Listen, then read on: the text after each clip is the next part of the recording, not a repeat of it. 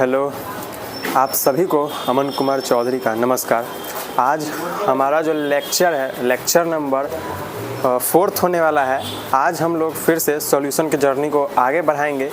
पिछले वीडियो में, पिछले लेक्चर में हमने solubility of solid in liquid को कंप्लीट किया था।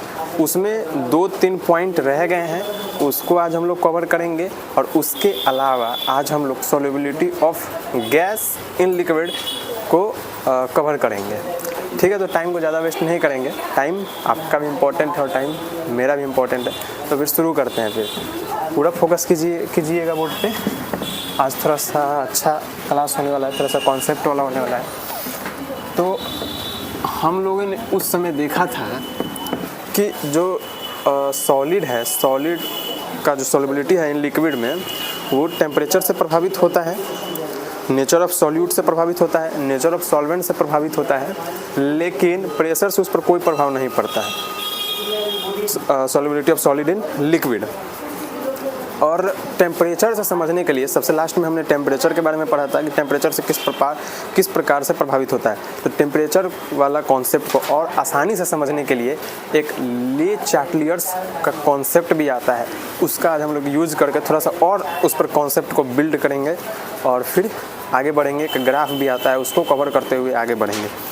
तो सबसे पहले यहाँ पर हम हेडिंग देंगे अकॉर्डिंग टू ले चार्टलियर्स प्रिंसिपल, मतलब कि ले चार्टलियर प्रिंसिपल के अनुसार। चार्टलियर प्रिंसिपल के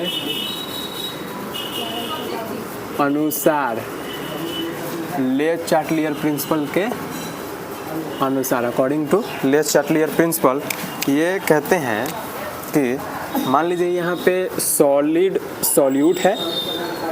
हम यहाँ पे solubility of solid in liquid के लिए पढ़ रहे हैं, तो यहाँ पे हमेशा हमारा जो सॉल्यूट जो होगा वो ये सॉलिड ही होगा। तो solid solute plus liquid solvent, liquid solvent, और ऐसे यहाँ पे सॉल्यूशन, मतलब कि ये रिएक्शन हो के सॉल्यूशन वाला, और यहाँ से हीट निकल रहा है मान लीजिए। तो ये हमारा जो प्रोसेस हुआ वो एक्सोथर्मिक हुआ। देखिए यहाँ पे ये प्रोसेस होने के बाद हमारा सॉल्यूशन बना और सॉल्यूशन में से हीट निकल रहा है।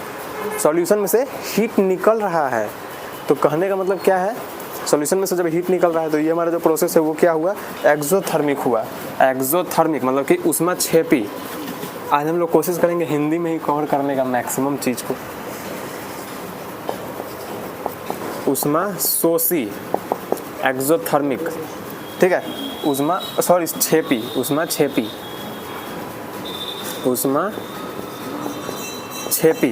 एक्सोथर्मिक है, ठीक है। इसमें हम लोग थोड़ा सा देखते हैं कि अगर मान लीजिए हीट को बढ़ाते हैं, हम लोग टेम्परेचर बढ़ाएं तो हमारा क्या होगा, हीट बढ़ेगा। हीट जब बढ़ेगा तो क्लास 11th के इक्विलिब्रियम चैप्टर जब आप पढ़िएगा, केमिस्ट्री का इक्विलिब्रियम चैप्टर, तो उसमें थोड़ा सा इसका कॉन्सेप्ट होता है कि अगर इधर के चीज़ को बढ़ाएंगे, इधर के चीज़ को, तो रिएक्शन फॉरवर्ड जाएगा, और उधर को चीज़ को बढ़ाएंगे तो रिएक्शन इधर आएगा, बैकवर्ड आएगा। मान लीजिए हीट बढ़ा रहे हैं हम, किधर का, इधर का चीज़ को बढ़ा रहे हैं, इधर की चीज़ को बढ़ाएं, हीट को बढ़ाएं, तो हीट जैसे ही बढ़ाएं तो क्या होगा, रिएक्शन, हमारा जो रिएक्शन होगा क्या होगा, बैकवर्ड होगा। क्या होगा, बैकवर्ड, मतलब कि पीछे की ओर आएगा, हमारा रिएक्शन पीछे की ओर आएगा। और जब पीछे की ओर आएगा तो मान लीजिए जो सॉल्यूशन बनना था वो सॉल्यूशन कम बनेगा और रिएक्शन पीछे की ओर ही रुक जाएगा, सॉल्यूशन ज़्यादा नहीं बनेगा। तो इसका मतलब क्या हुआ कि सॉल्यूशन कम बनेगा, लेस सॉल्यूशन फॉर्म्ड, सॉल्यूशन कम बनेगा, विलियन कम बनेगा, ठीक है। विलियन कम बनेगा, विलियन कम बनेगा हमारा। इतना कॉन्सेप्ट आता है इसमें, ठीक है। इसके अलावा एक और कॉन्सेप्ट होगा यहाँ पे, वो होता है ऐसे। मान लीजिए ये सॉल्यूट है, लिक्विड सॉल्वेंट है और हीट जो हमारा है इधर ही हम दे रहे हैं, बाहर से हीट हम इसको दे रहे हैं और यहाँ पे सॉल्यूशन बना। ठीक है, हम अब ये रिएक्शन का मतलब ये हुआ, इस प्रकार के रिएक्शन का, कि हम इसको हीट बाहर से दे रहे हैं। जब कोई रिएक्शन हम जब करवा रहे हैं, मान लीजिए अगर चीनी है, हम उसको पानी में डालें तो हम बाहर से उसको हीट दे रहे हैं, उसको गर्म कर रहे हैं, तो इस प्रकार का इसका रिएक्शन होगा। जब हम इसको हीट दे रहे हैं, जब हम इसको हीट दिए तो क्या होगा, मतलब हम बोले थे ना कि इधर की मात्रा को अगर हम बढ़ाएंगे ना, इधर की मात्रा को हम बढ़ाएंगे तो इधर भागेगा, आगे की ओर भागेगा इसको संतुलित करने के लिए, और इधर की मात्रा को बढ़ाएंगे तो इधर भागेगा रिएक्शन। तो हम इधर की मात्रा को बढ़ा रहे हैं, हीट यहाँ पे बढ़ा रहे हैं। मान लीजिए यहाँ पर टेम्परेचर बढ़ाएं, इंक्रीज किए तो क्या होगा, हीट इंक्रीज करेगा। टेम्परेचर बढ़ाएं, हीट इंक्रीज किया तो क्या हुआ, रिएक्शन जो होगा वो आगे की ओर भागेगा, रिएक्शन आगे भागेगा, रिएक्शन क्या होगा, आगे भागेगा। और जिस कारण यहाँ पे सॉल्यूशन क्या होगा, विलयन जो हमारा होगा ज़्यादा बनेगा। क्या होगा, ज़्यादा बनेगा। अब हम इसको कैसे समझ सकते हैं, पिछले वाले वीडियो से कैसे रिलेट कर सकते हैं। हम जो टेम्परेचर वाला कॉन्सेप्ट पढ़े थे, क्या पढ़े थे हम लोग, कि जो solubility of solid in liquid जो है, यहाँ पे हम लिख दे रहे हैं थोड़ा। मान लीजिए अगर एक्सोथर्मिक प्रोसेस था तो हमारा जो solubility of solid in liquid जो था ना, वो क्या था, इन्वर्सली प्रोपोर्शनल था।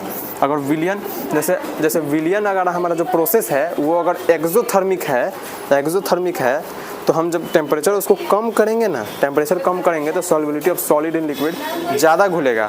अगर तो हमारा जो प्रोसेस जो है सॉल्यूशन का, अगर वो एंडोथर्मिक है तो हम उसको हीट देंगे, उसको हीट पसंद है, हम हीट दिए तो ज़्यादा सॉल्यूशन उसका बनेगा। अब यहाँ पर देखिए कैसे इसको समझ सकते हैं। जैसे मान लीजिए यहाँ पे हम टेम्परेचर बढ़ाएं, ये एक्सोथर्मिक है, इसको हीट पसंद नहीं है, हीट बिग रहा है, अपना से निकाल रहा है हीट।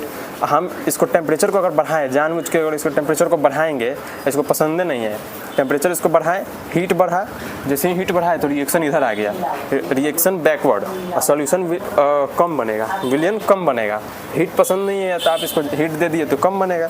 अब दूसरा वाला हम देखते हैं एंडोथर्मिक प्रोसेस के लिए, उष्मा शोषी के लिए अगर हम देखते हैं यहाँ पे, तो उष्मा शोषी के लिए आप जब देखिएगा तो सॉल्यूट प्लस लिक्विड सॉल्वेंट, और हम इसको हीट दे रहे हैं, हीट इसको पसंद है, हीट दिए, क्या होगा, ये फॉरवर्ड आगे की ओर भागेगा। तो उसमें भी आप देख सकते हैं, पिछले वाला वीडियो में भी कि हम बताए थे कि हीट जैसे ही आप दीजिएगा, अगर जो सॉल्यूशन जो है, रिएक्शन जो है, अगर एंडोथर्मिक प्रोसेस है तो आप इसको हीट दीजिएगा तो सॉल्यूशन जो है ज़्यादा बनेगा। सॉलिड जो है, जो सॉलिड सॉल्यूट जो है, चीनी मान लेते हैं कि चीनी जो है पानी में ज़्यादा घुलेगा। आप खुद इसका एग्जांपल देखे होंगे कि आप जब गर्म कीजिएगा चीनी को डाल के पानी में, आप इसको हीट दे रहे हैं तो क्या होता है, ज़्यादा घुल जाता है अंदर, तो एंडोथर्मिक प्रोसेस होता है, इसलिए घुल जाता है। और एक्सोथर्मिक के लिए सर्फ वाला भी एग्जांपल है कि आप गर्म पानी में सर्फ डालिएगा तो क्या होगा, सर्फ छोटा छोटा टुकड़ा बन के इधर उधर हो जाएगा, पूरा नहीं घुलेगा। तो ठीक है, तो इस प्रकार से आप इसको समझ सकते हैं। इतना था solid of solute in liquid that is affected by temperature. ठीक है, इसको मिटा दे रहे हैं, नोट कर लिए होंगे। अब एक हमारा जो आता है, इसके बाद ग्राफ एक आता है। ठीक है, ग्राफ उतना भी इम्पोर्टेंट हमको नहीं लग रहा है, लेकिन फिर भी हम सोच रहे हैं कि बताएं। ठीक है, इसलिए एक ग्राफ आता है, किसके किसके बीच में ग्राफ आता है, वो ग्राफ जो आता है वो एनसीईआरटी में है। वो ग्राफ जो आता है वो आता है सॉल्यूशन और टेम्परेचर के बीच, वो ग्राफ आता है। ठीक है, टेम्परेचर के बीच ग्राफ आता है। तो ग्राफ एक ऐसे चलता है, एक ऐसे जाता है, एक ऐसे करके ऐसे जाता है, एक ऐसे जाता है और एक ऐसे जाता है। ये जो हमारा होता है ये NaCl के लिए होता है, ये Na2SO4 के लिए होता है, ये K2SO4 के लिए होता है, KNO3 के लिए होता है, KNO3 के लिए होता है, KNO3 के लिए होता है, और ये Na2SO4, ये NaCl, ये KNO3 और ये NaOH। शायद एक चीज़ है, इसको हम देख के बता रहे हैं आपको, ठीक है। इसका जो ग्राफ होगा वो होगा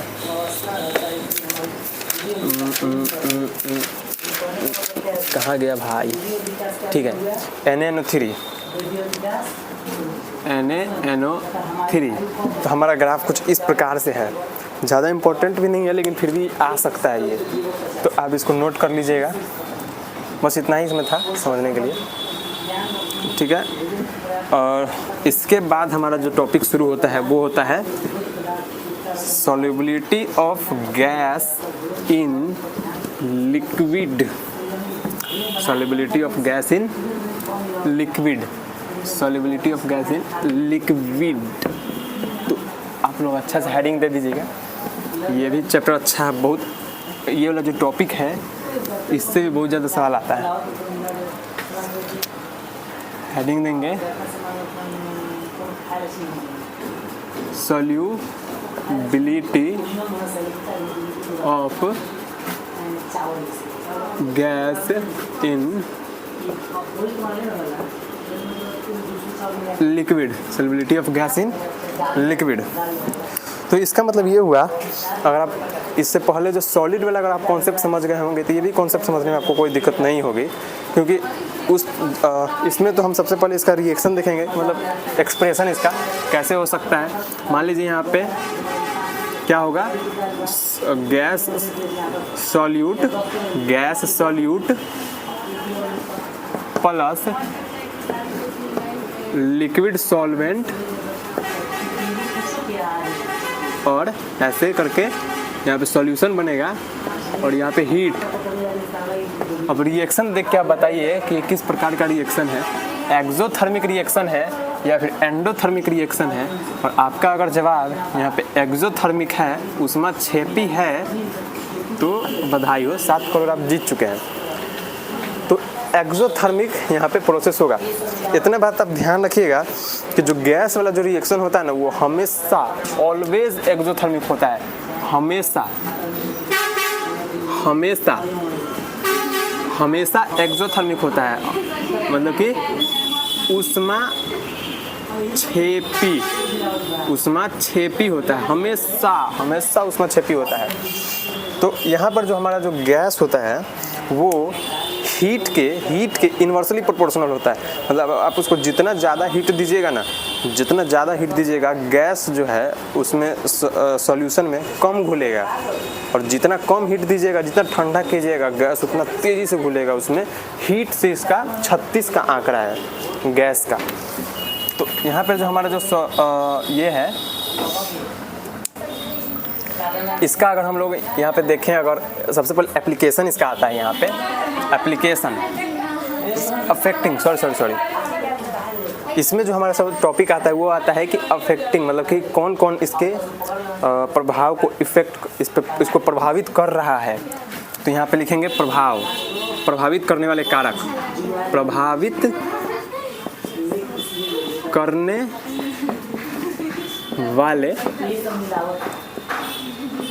प्रभावित करने वाले कारक।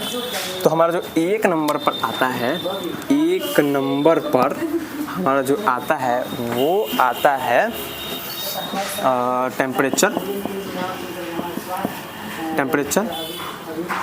अब टेम्परेचर यहाँ पे लिखेंगे अगर हम, यहाँ पे जो हीट जो है वो इन्वर्सली प्रोपोर्शनल होता है। सॉल्युबिलिटी ऑफ गैस की विलयता आप लिखिएगा ऐसे, गैस की विलयता इन्वर्सली प्रोपोर्शनल टू टेम्परेचर। क्या होता है?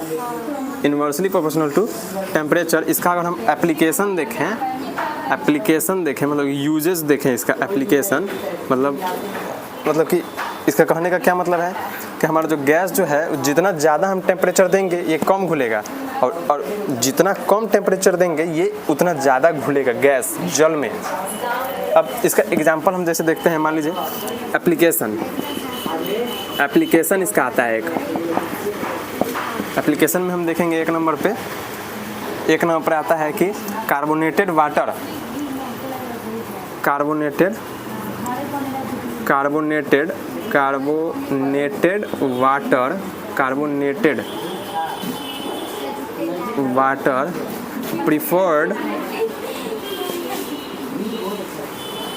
preferred at low temp। ठीक है, कहने का मतलब है कि जो कार्बोनेटेड वाटर है, जैसे एग्जांपल के लिए कोको कोला, स्प्राइट, वो जो होता है वो ठंडा पानी में किस लिए रखा जाता है? ठंडा पानी में इसलिए, ठंडा जगह पर इसलिए उसको रखा जाता है ताकि उसमें जो गैस मिलाया जाता है, CO2 उसमें मिलाया जाता है, तो इसलिए उसको कार्बोनेटेड कहा जाता है। और इसलिए उसको ठंडा जगह पर रखा जाता है। ठंडा इसलिए किया जाता है ताकि वो गैस जो है वो घुल जाए अंदर, और जैसे ही आप उसको निकाल के खोलिएगा तो देखेंगे तो गैस निकल जाता है बाहर। क्यों? काहे कि जैसे खोलिएगा, ढक्कन खोलिएगा तो ठंडा के कारण पूरा गैस पानी में अंदर मिला हुआ था, ढक्कन खोलिएगा, उसको जगह दीजिएगा तो उस अटैक से बाहर निकल जाता है। तो उस ठंडा जो है, मतलब Sprite, Coca Cola, Thums Up, ये सब पीना नहीं है, लेकिन फिर भी हम बता रहे हैं कि इस सब को ठंडा जगह पर इसलिए रखा जाता है ताकि गैस उसमें घुल जाए और वो उसका थोड़ा सा अच्छा लगता है पीने में। इसलिए इस कॉन्सेप्ट का यूज़ करके उसमें कार्बन डाइऑक्साइड को घुलाया जाता है उसके अंदर। ठीक है, ये हो गया एक। और दूसरा हमारा आ जाता है यहाँ पे कि जो एक्वेटिक स्पीसीज जो होती है, मतलब जलीय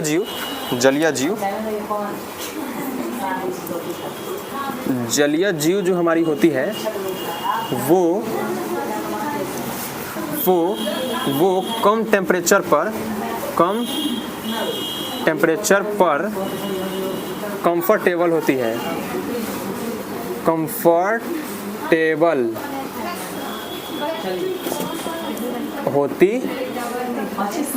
क्या होती हैं? कम टेम्परेचर पर कंफर्टेबल होती हैं। तो हमारा जो होता है, क्यों कम टेम्परेचर पर कंफर्टेबल क्यों होता है भाई? यहाँ पे सवाल आएगा आपके मन में। तो उसका जवाब यहाँ पे ये है कि जो ऑक्सीजन O2 की जो विलीयता है ना, कि ऑक्सीजन की जो विलीयता है वो इन्वर्सली प्रोपोर्शनल टू टेम्परेचर। जैसे ही इसको टेम्परेचर कम दीजिएगा, इन्वर्सली प्रोपोर्शनली, वाला आपको आना चाहिए समझने भाई।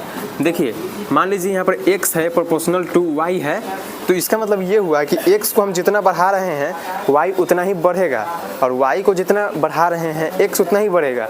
x को जितना घटा रहे हैं y उतना ही घटेगा, और y को जितना घटा रहे हैं x उतना ही घटेगा। मतलब कि बराबर बराबर, एक थप्पड़ हम तो उधर से भी एक थप्पड़। न्यूटन थर्ड लॉ भाई। ठीक है, और इसी को अगर हम ऐसे उल्टा कर दें y, तो अगर हम जितना x को बढ़ाएंगे, x को बढ़ा रहे हैं तो y कम हो रहा है। अगर y को बढ़ा रहे हैं तो x कम हो जाएगा। गांधी जी का नियम, एक थप्पड़ अगर उधर से आया तो गांधी जी चुपचाप, है ना। 4 थप्पड़ भी कोई मार दे तो और शांत। कहने का क्या मतलब है कि इन्वर्सली प्रोपोर्शनल है भाई। ये जो x है, इसको जितना बढ़ाएंगे y उतना ही कम होगा, और x को जितना ही घटाएंगे y उतना ज़्यादा बनेगा। मतलब इन्वर्सली प्रोपोर्शनल है। इसको बढ़ाएं, ये कम हो गया, और इसको अगर हम कम किए तो ये ज़्यादा हो गया। तो इस प्रकार का रिलेशन चलता है। तो ये आपको आना चाहिए समझने के लिए। यहाँ पे उसका कॉन्सेप्ट यहाँ पर लगेगा। अगर हम टेम्परेचर को कम किए तो ऑक्सीजन बढ़ गया पानी में, और जब ऑक्सीजन पानी में ज़्यादा घुलेगा तो जलीय जीव को ज़्यादा ऑक्सीजन मिलेगा जिंदा रहने के लिए। तो अब बताइए, अब ऑक्सीजन चाहिए ना, वो भी तो जीव है। तो इसलिए जो जलीय जीव है वो ठंडा पानी में रहने के लिए ज़्यादा कंफर्टेबल होता है। ठीक है, ठंडा के दिन में हम लोग सोचते होंगे जो बर्फ़ वाला जो जगह है आर्टिक, वहाँ पे जो जीव जंतु होते होंगे, हम लोग के सोचते होंगे कि वो सब कितना कष्ट से रहता होगा जलीय जीव। लेकिन ऐसा बात नहीं है, वही लोग सुकून से रहता है लोग, क्योंकि ऑक्सीजन ज़्यादा अच्छा से घुला होता है जल में। ठीक है, तो इतना इसका है कॉन्सेप्ट टेम्परेचर का इतना है कॉन्सेप्ट। इसको आप नोट कर लीजिए, हम आगे बढ़ते हैं इसमें। उसके बाद हमारा आता है, टेम्परेचर के बाद आता है हमारा nature of nature of gas क्या आएगा हमारा? Nature of gas, nature of gas, nature of gas 2 number पे आता है हमारा nature of gas, nature of gas. ठीक है, नेचर ऑफ गैस हमारा आता है। तो यहाँ पे जो हमारा आता है सबसे पहला नंबर पे लिखेंगे कि नेचर ऑफ गैस मतलब कि नेचर, गैस का नेचर कैसा होना चाहिए। नेचर मतलब गैस का नेचर कैसा होना चाहिए, इसका गुण कैसा होना चाहिए गैस का जल में घुलने के लिए। तो इसका हम लोग देखेंगे यहाँ पे कि जो गैस जो है, गैस ईजिली मतलब आसानी से लिक्विफाइबल होना चाहिए, लिक्विफाइबल।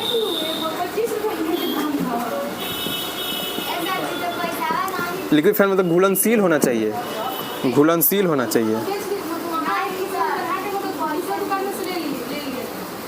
घुलनशील होना चाहिए,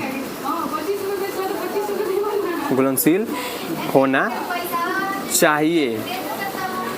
ठीक है, गैस जो है आसानी से लिक्विफाइबल होना चाहिए मतलब घुलनशील होना चाहिए और आसानी से आयन बनाना चाहिए, मतलब कि गैस जो है वो आसानी से आयन बना लेना चाहिए तथा आसानी से आयनित भी हो जाए, आयनित हो जाए। ठीक है, इसका एग्जाम्पल क्या होगा भाई? कहने का मतलब है कि जो गैस जो होगा वो जल में वही गैस अच्छा से घुलेगा, मतलब उसको घुलने के लिए जो गुण चाहिए वो गुण कुछ इस प्रकार का होना चाहिए कि जो गैस है वो आसानी से उसमें घुलनशील होना चाहिए और आसानी से आयनित होना चाहिए, मतलब आयन में टूट जाना चाहिए, वो आयन में टूट जाना चाहिए। इसका एग्जाम्पल हम देखते हैं CO2 के लिए। मान लीजिए CO2 गैस है, इसको हम जल में मिलाएं, लिक्विड है, तो ये जो होगा ये बनेगा H2CO3 bicarbonate ion, sorry bicarbonate, और इसको बाइकार्बोनेट ही कहते हैं शायद, हाँ ठीक है, H2CO3। और ये जो है ये H2CO3 बना के ये टूट जाता है कुछ इस प्रकार, H प्लस और प्लस HCO3 पर माइनस, तो कुछ ये इस प्रकार से टूट जाता है। ठीक है, CO2 जब जल में मिलता है तो रिएक्शन करके H2CO3 बनाता है और H2CO3 जो है H प्लस और HCO3 पर माइनस आयन में ये हो जाता है, टूट जाता है, लिक्विफाई हो जाता है, आयनित हो जाता है, आयोनाइज हो जाता है, आयोनाइज हो जाता है मतलब, हाँ ठीक है, ठीक है, ये आता है। और अब इसमें आता है दूसरा वाला कॉन्सेप्ट, वो उसमें हाई इंटरमोलिकुलर फोर्स होना चाहिए, स्ट्रॉन्ग इंटरमोलिकुलर फोर्स होना चाहिए, high IMF intermolecular force, intermolecular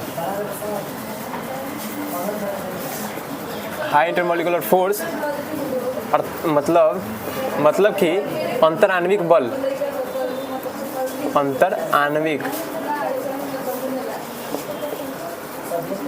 बल।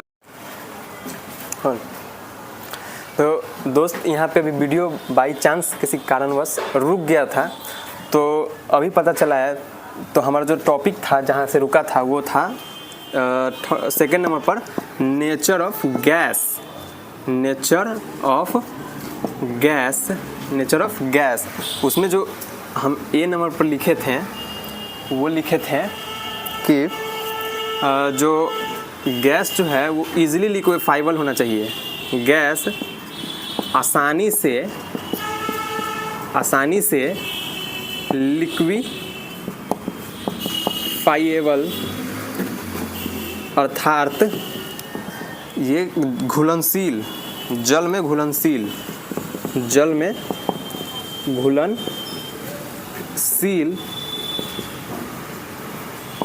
होना चाहिए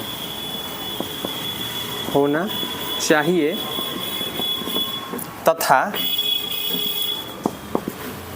आसानी से आयनित होना चाहिए, आसानी से आयनित होना चाहिए, आसानी से क्या होना चाहिए, आयनित होना चाहिए। इसका अगर हम लोग एग्जाम्पल देखें, CO2 which is gas is dissolved in water, H2O liquid है, और तो यहाँ पे जो हमारा बनता है वो बनता है H2CO3, और यहाँ पे भी हीट होगा, लेकिन हीट ना लिख के हम सीधा, हमारा कॉन्सेप्ट ये है तो इसलिए हम लोग इस पर ध्यान देते हैं। तो H2CO3 जो होगा वो H+ में टूट जाएगा और CO3 पर माइनस में टूट जाएगा, ठीक है। तो इसमें ये कॉन्सेप्ट था। और B नंबर में जो होगा हमारा, वो गैस में हाई इंटरमोलिकुलर फोर्स होना चाहिए, हाई इंटरमोलिकुलर फोर्स होना चाहिए, इंटरमोलिकुलर फोर्स, मोलिकुलर फोर्स मतलब कि IMF या अंतराण्विक बल, अंतराण्विक बल होना चाहिए। तो इसका हम एग्जाम्पल देखे थे। यहाँ से हमारा जो एग्जाम्पल है वो है NH3 जो कि एक गैस है, और इसका जो इंटरमोलिकुलर फोर्स होता है, अंतराण्विक बल, इसमें अणु के अंदर जो बल होता है उसको बहुत ज़्यादा मजबूत होता है। किसके कारण? वो H बॉन्डिंग के कारण। अब H बॉन्डिंग अगर समझ में नहीं आ रहा है तो ये क्लास 11th के ये केमिकल बॉन्डिंग का टॉपिक है, उसको अभी हम नहीं समझा सकते यहाँ पर।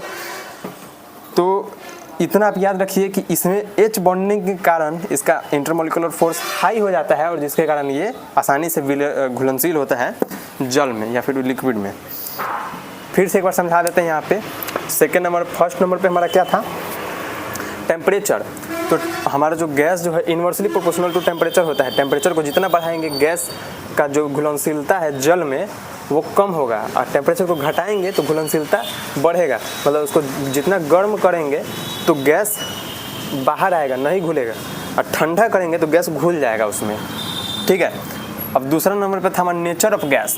नेचर ऑफ गैस में ए नंबर पे है गैस आसानी से लिक्विफाइबल, मतलब जल में घुलनशील होना चाहिए तथा आसानी से आयनित होना चाहिए। तो उसका एग्जांपल है CO2 गैस, ठीक है। CO2 जल में जब घुलता है तो H2CO3 बनाता है, और H2CO3 H+ और HCO3 माइनस आयन में टूट जाता है। तो जिस प्रकार से आसानी से घुलनशील होता है CO2। अब B नंबर पर आता है हाई इंटरमोलिकुलर फोर्स होना चाहिए, मतलब अंतराण्विक बल मजबूत होना चाहिए, और इसका एग्जांपल NH3 जो कि गैस है, इसमें H बॉन्डिंग होता है जिसके कारण इसका इंटरमोलिकुलर फोर्स हाई होता है और ये आसानी से घुलनशील होता है। इतना था इसमें। अब आगे जो हमारा टॉपिक है वो है प्रेशर। प्रेशर ही है जो इस चैप्टर का असली चीज़ है, इसी से हमारा शुरू होता है असली चीज़, मतलब असली चैप्टर, ठीक है। इसी के बाद हमारा आता है सब खेल शुरू होता है, खेला हो बे, यहीं से खेला होता है, ठीक है। तो हमारा थर्ड नंबर पे है वो है क्या है? थर्ड नंबर पे प्रेशर। प्रेशर मतलब कि दाब। तो हमारा जो दाब होता है इसमें कहा यह जाता है कि कांस्टेंट टेम्परेचर, मतलब कि निश्चित ताप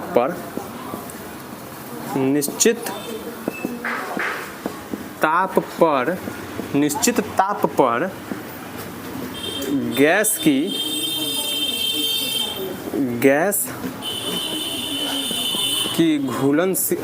विलेयता की मात्रा, गैस की विलेयता की मात्रा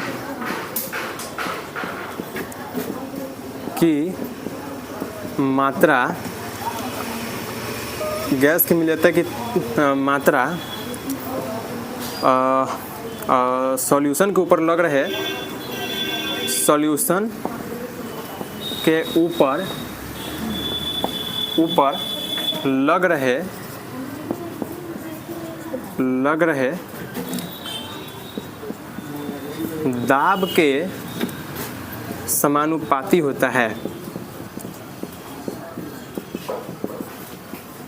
समानुपाती होता,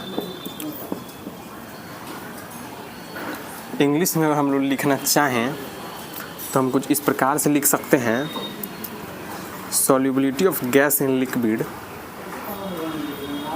at constant temperature solubility of gas in liquid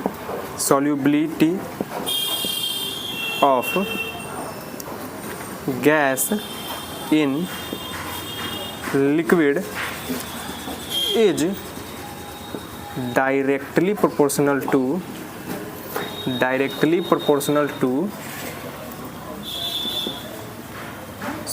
null to partial pressure of gas, directly proportional to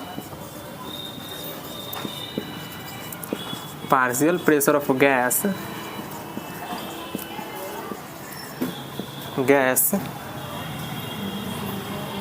above surface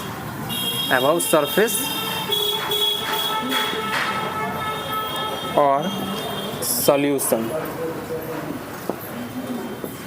ठीक है, हिंदी बनता है यहाँ पे वो ऐसे बनता है, मतलब कि solubility is directly proportional to pressure. ठीक है, इतना एक बार और समझा देते हैं अच्छा से कि हमारा जो थर्ड नंबर पे जो कारक है जो इफेक्ट करता है solubility of gas in liquid, वो प्रेशर है। प्रेशर मतलब कि निश्चित ताप पर गैस की विलेयता की मात्रा सॉल्यूशन के ऊपर लग रहे दाब के समानुपाती होता है। मतलब at constant temperature solubility of gas in liquid is directly proportional to partial pressure of gas above surface और सॉल्यूशन। मतलब कोको कोला अब इसका एग्जाम्पल हो सकता है कि उसके अंदर जो है वो गैस उतना अच्छा से तभी घुलेगा जब उस पर प्रेशर ज़्यादा लगा रहेगा।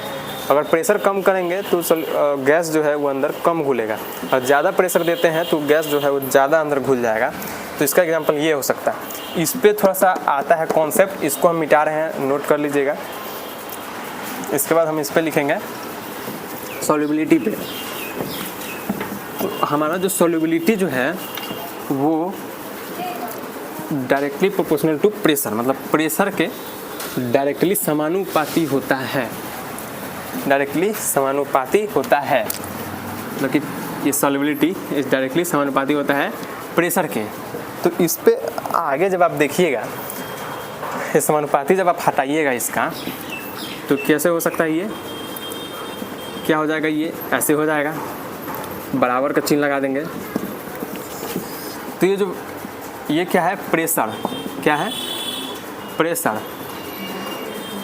ये क्या है प्रोपोर्शनैलिटी कांस्टेंट,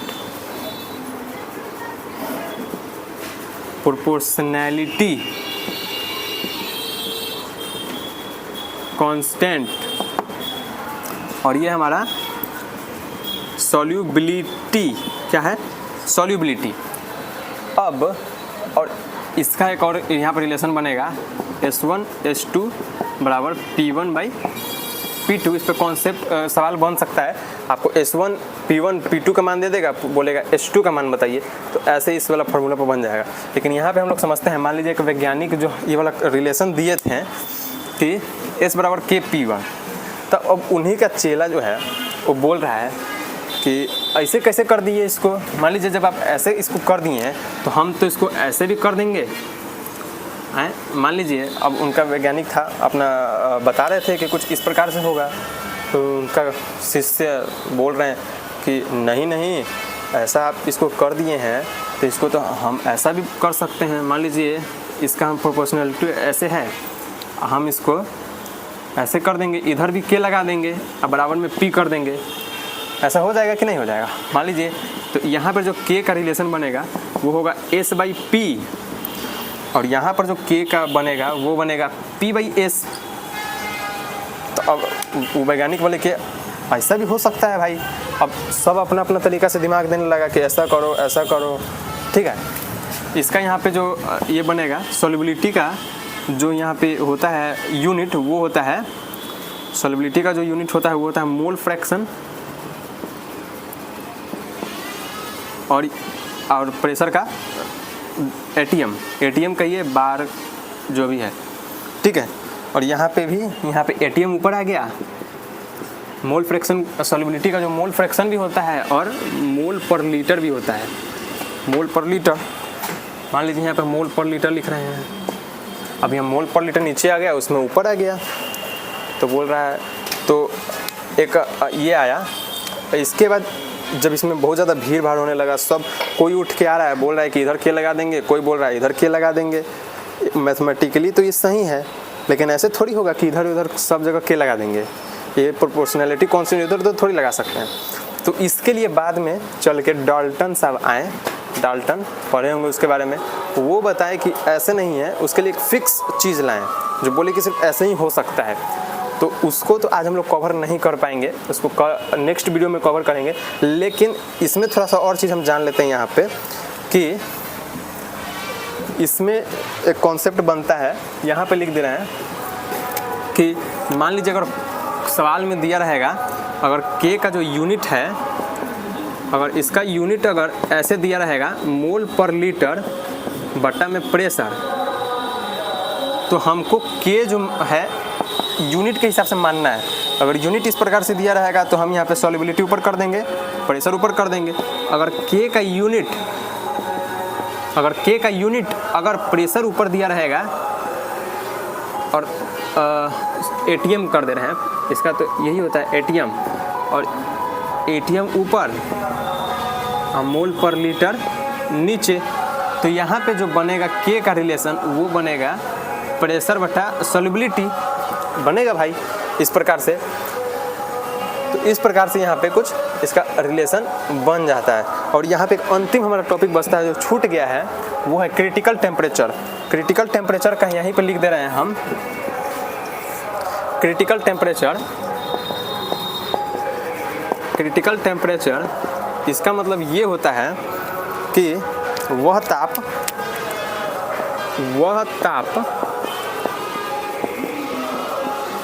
ताप जिस पर गैस, वह ताप